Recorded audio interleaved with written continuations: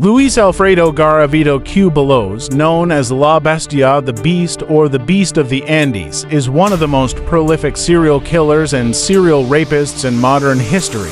His story is a harrowing tale of systematic predation, systemic failures, and a controversial judicial outcome. Early life 1957 to 1990s. Garavito was born on January 25, 1957, in Genova, Quindio, Colombia. His childhood, by his own later accounts, was deeply traumatic. He claimed to have suffered severe physical and sexual abuse by his father and neighbors. He was described as an introverted, stuttering child who performed poorly in school.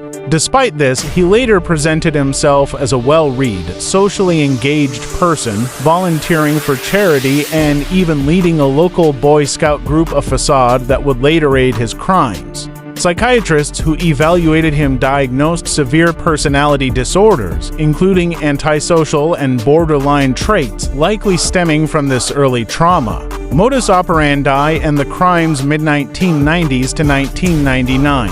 Garavito's killing spree peaked between 1994 and 1999, primarily in the coffee-growing regions and valleys of Colombia, Quindio, Risaralda, Valle del Cauca, and beyond.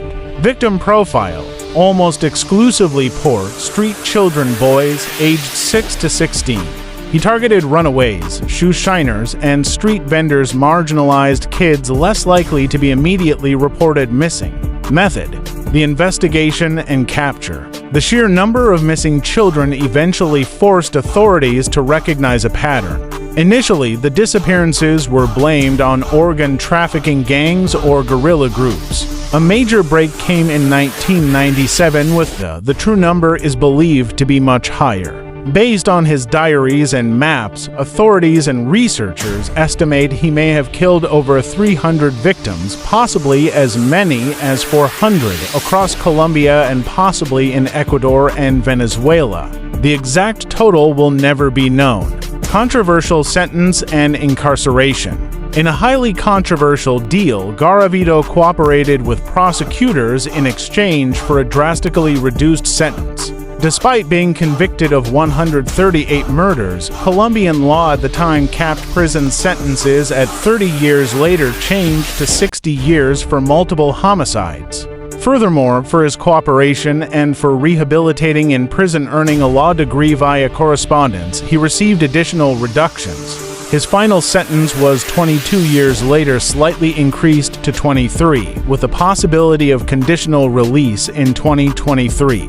This sparked national outrage. He was held in a high-security military prison in Colombia. Later years and death. Garavito was diagnosed with cancer. In 2021, he underwent surgery for a cancerous tumor.